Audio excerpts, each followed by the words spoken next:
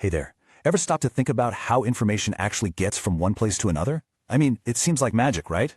Well, it all boils down to two fundamental languages, analog and digital. We're going to break down what they are, how they work, and honestly, why understanding this difference is key to understanding our entire modern world. So think about this for a second. The world is just full of information, right? The sound of a voice, the color in a picture, the heat from the sun. How in the world do we take that physical stuff and send it zipping through a cable to the other side of the planet? Well, the answer is something called data communications. And the key idea is this. You can't just shout into a wire and hope for the best. The raw information of our world has to be translated into a language that a transmission medium, like a wire, can actually understand. It has to become a signal. Okay, so let's tackle the first language, analog. The best way to think about analog is that it's a direct copy. It's a continuous, unbroken imitation of the real-world thing it's carrying.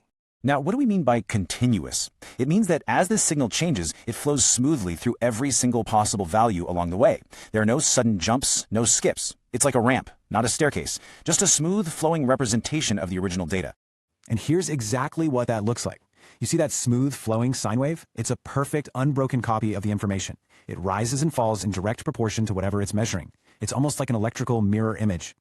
Let's make this super practical. When you speak into a microphone, the pressure from your sound waves literally creates a matching change in an electrical voltage. So a louder sound, that makes a bigger voltage swing. A softer sound makes a smaller one. The electricity moving down that wire is a direct, honest-to-goodness, analog copy of your voice.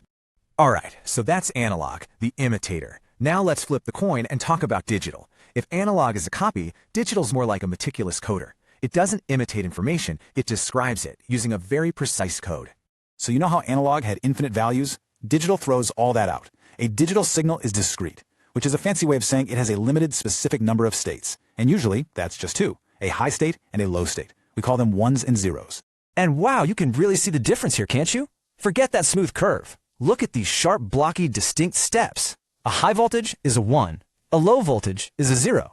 It's not an imitation of the world. It's a very precise description written in the language of electricity.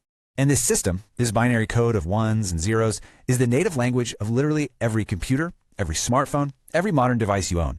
That photo you just took, the song you're streaming, deep down, it's all just a massive, massive string of these ones and zeros. Okay, so we've got our two contenders, analog, the smooth imitator, and digital, the blocky coder. But out in the real world, they both face a common enemy, noise. We're talking about random electrical interference that messes with signals. And how they handle this noise? Well, that's the whole ballgame. So let's start in a perfect, quiet lab setting.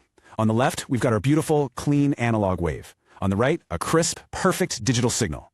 This is our starting line before reality comes crashing in. And now, let's add some of that noise, some static, some interference, and boom, look at that. Both signals get distorted. They both look kind of fuzzy and messy, right? But, and this is the crucial part, how they deal with this mess is where they are worlds apart. For the poor analog signal, this is pretty much a disaster. Remember, it's a direct copy, so any noise that gets added just becomes part of the signal. It's like someone scribbled on a painting. The receiver on the other end has no way to tell what was the original signal and what's just random static. The information is permanently degraded. But now, look at the digital signal. Yeah, it's fuzzy, it's not perfect, but the receiver doesn't care about perfection. All it has to do is ask one simple question. Is this voltage generally high or generally low? Even with all that fuzz, it's still super easy to tell a 1 from a 0. The receiver can just ignore the static and perfectly rebuild the original message. It's an absolute game changer.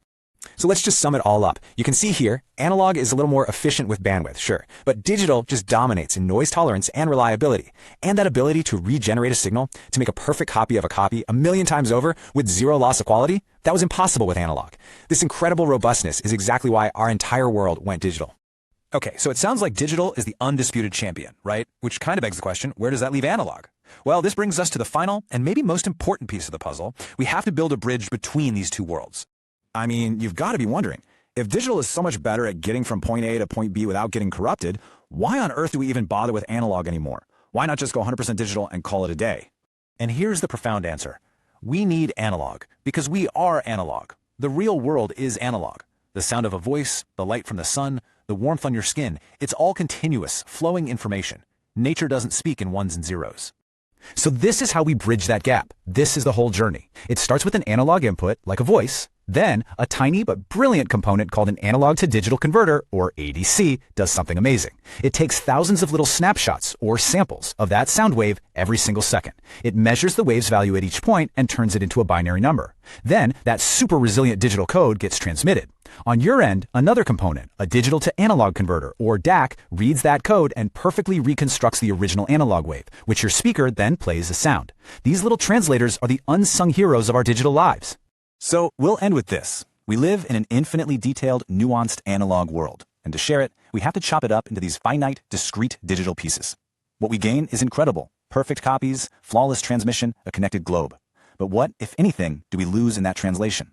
That's the beautiful paradox at the very heart of our modern world. Something to think about. Thanks for watching, and please like, share and subscribe for such more content and appreciation. Make sure to comment your questions.